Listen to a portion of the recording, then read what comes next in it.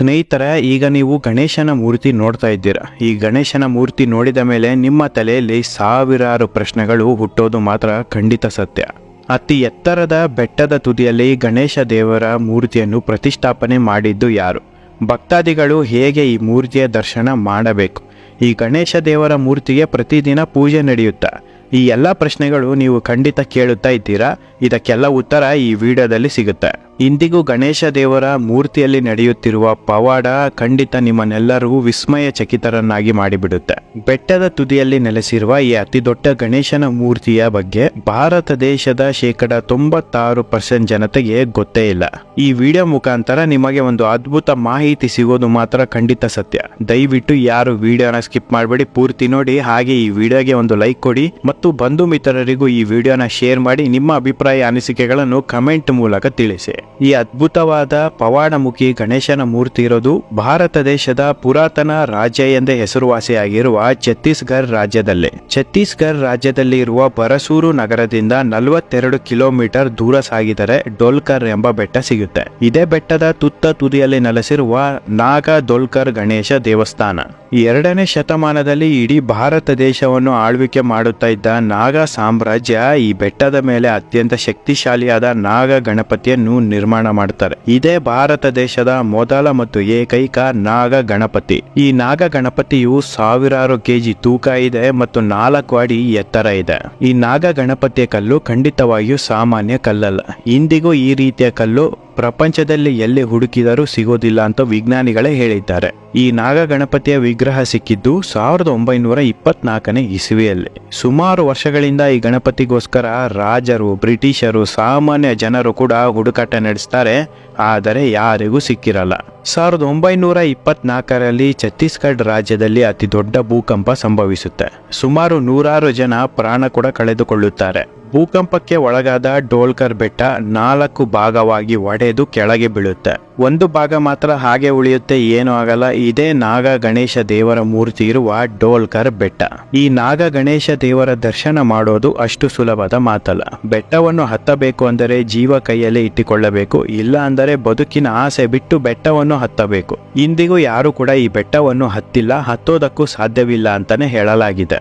ಈ ಬೆಟ್ಟ ಸಮುದ್ರದ ಮಟ್ಟಕ್ಕಿಂತ 3000 ಅಡಿಗಳಷ್ಟು ಎತ್ತರ ಇದೆ. ಇಷ್ಟೊಂದು ಎತ್ತರ ಮತ್ತು ನೇರವಾಗಿ ಮೇಲಕ್ಕೆ ಹೋಗಿರುವ ಬೆಟ್ಟವನ್ನು ಹತ್ತೋದು ಅಸಾಧ್ಯದ ಮಾತು. ಪ್ರತಿದಿನ ಸಾಕಷ್ಟು ಜನ ಬೆಟ್ಟ ಹತ್ತಲು ಪ್ರಯತ್ನ ಪಡ್ತಾರೆ, ಆದರೆ ಯಾರು ಕೂಡ ಯಶಸ್ವಿ ಆಗಿಲ್ಲ. ನಾಗ ಗಣಪತಿ ನೆಲೆಸಿರುವ ಡೋಲ್ಕರ್ ಬೆಟ್ಟದಿಂದ 100 ಮೀಟರ್ ದೂರದಲ್ಲಿ ಮತ್ತೊಂದು ಬೆಟ್ಟ ಕಂಡು ಬರುತ್ತೆ. ಈ ಬೆಟ್ಟದ ಹೆಸರು ಬಸ್ತಾರ್ ಬೆಟ್ಟ.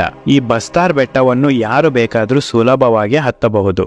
ಡೋಲ್ಕರ್ ಬೆಟ್ಟದಲ್ಲಿ ಇರುವ ನಾಗ ಗಣೇಶ ದೇವರ ಮೂರ್ತಿಯ ದರ್ಶನ ಮಾಡಬೇಕು ಅಂದ್ರೆ ಬಸ್ತಾರ್ ಬೆಟ್ಟವನ್ನು ಹತ್ತಿಬಿಟ್ಟು ತುತ್ತ ತುದಿಗೆ ಹೋಗಿ ನಿಂತರೆ ಡೋಲ್ಕರ್ ಬೆಟ್ಟದ ಮೇಲೆ ಇರುವ ನಾಗ ಗಣೇಶ ದೇವರ ಮೂರ್ತಿ ಕಂಡು ಬರುತ್ತೆ. ಜನಸಾಮಾನ್ಯರು ಡೋಲ್ಕರ್ ಬೆಟ್ಟವನ್ನು ಹತ್ತೋದನ್ನ ಸಂಪೂರ್ಣವಾಗಿ ನಿಷೇಧಿಸಲಾಗಿದೆ. ಬಸ್ತಾರ್ ಬೆಟ್ಟವನ್ನು ಹತ್ತಬೇಕು, ಗಣೇಶ ದೇವರ ಮೂರ್ತಿಯ ದರ್ಶನ ಮಾಡಬೇಕು. ಇದು ಬಿಟ್ಟರೆ ಬೇರೆ ದಾರಿ ಇಲ್ಲ. 2012ನೇ ಇಸವಿಯಲ್ಲಿ ಆರ್ಕಿಯಾಲಜಿ ಡಿಪಾರ್ಟ್ಮೆಂಟ್ ತಂಡ ಸ್ಪಷ್ಟಪಡಿಸುತ್ತೆ, ಡೋಲ್ಕರ್ ಬೆಟ್ಟದ ಮೇಲೆ ನೆಲೆಸಿರುವ ಗಣಪತಿ ನಾಗ ಸಾಮ್ರಾಜ್ಯದಲ್ಲಿ ನಿರ್ಮಾಣವಾಗಿರುವ ಗಣಪತಿ ಅಂತ. ನಂತರದ ದಿನಗಳಲ್ಲಿ ಈ ಗಣಪತಿಗೆ ಸರ್ಕಾರದಿಂದ ಪೂಜೆ ವ್ಯವಸ್ಥೆ ಕೂಡ ಆರಂಭ ಆಗುತ್ತೆ. ಛತ್ತೀಸ್ಗಢ ರಾಜ್ಯದ ಸರ್ಕಾರದಿಂದಲೇ ಈ ಗಣೇಶ ದೇವರ ಮೂರ್ತಿಗೆ ಪೂಜೆ ವ್ಯವಸ್ಥೆ ಏರ್ಪಾಡು ಮಾಡಲಾಗುತ್ತೆ. ವಾರದಲ್ಲಿ 4 ದಿನ ಹೆಲಿಕಾಪ್ಟರ್ ಮುಖಾಂತರ ಪುರೋಹಿತರು ಡೋಲ್ಕರ್ ಬೆಟ್ಟಕ್ಕೆ ಬಂದು ಪೂಜೆ ನೆರವೇರಿಸಿ ಮತ್ತೆ ವಾಪಸ್ ಹೋಗ್ತಾರೆ.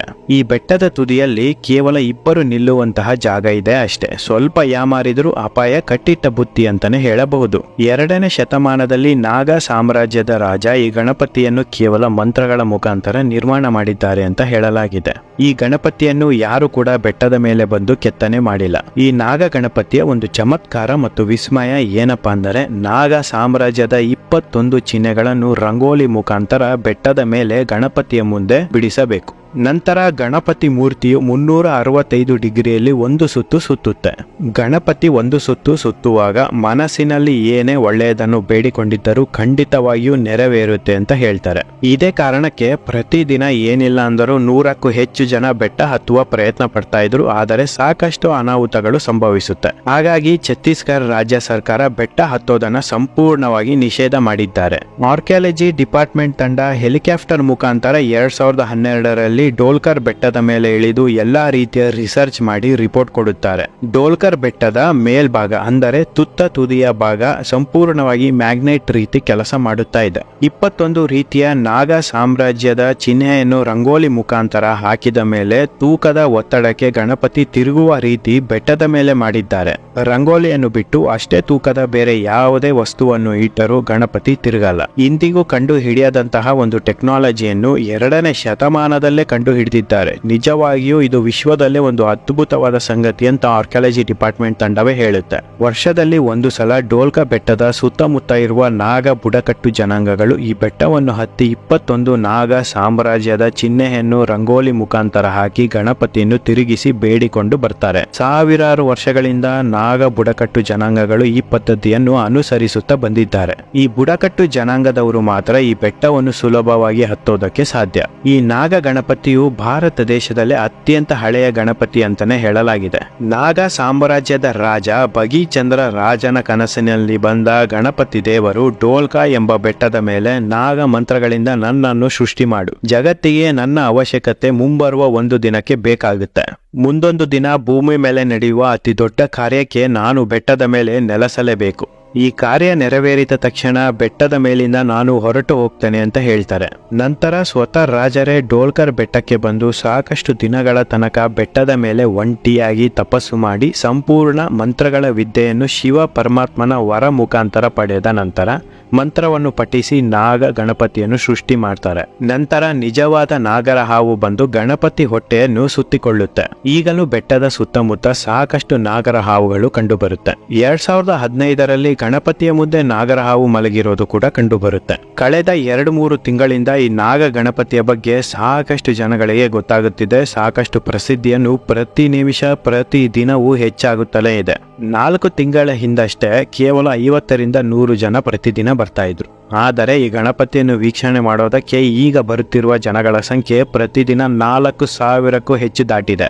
ಸರ್ಕಾರಕ್ಕೆ ಪ್ರವಾಸಿಗರು ಮತ್ತು ಭಕ್ತಾದಿಗಳು ಇಲ್ಲಿಗೆ ಬರೋದನ್ನ ತಡೆಯೋದಕ್ಕೆ ತುಂಬಾ ಕಷ್ಟ ಆಗುತ್ತಾ ಇದೆ. ಸ್ನೇಹಿತರೆ, ಈ ವಿಡಿಯೋ ನೋಡುತ್ತಿರುವ ವೀಕ್ಷಕರು ಯಾರಾದರೂ ಛತ್ತೀಸ್ಗಢ ರಾಜ್ಯಕ್ಕೆ ಹೋದರೆ ಈ ಗಣಪತಿ ದೇವರ ದರ್ಶನ ಮಾಡೋದನ್ನ ಮರೆಯಬೇಡಿ. ಸಂಪೂರ್ಣ ವಿಳಾಸ Google map location description box ನಲ್ಲಿ ಇರುತ್ತೆ, ಚೆಕ್ ಮಾಡ್ಕೊಳ್ಳಿ.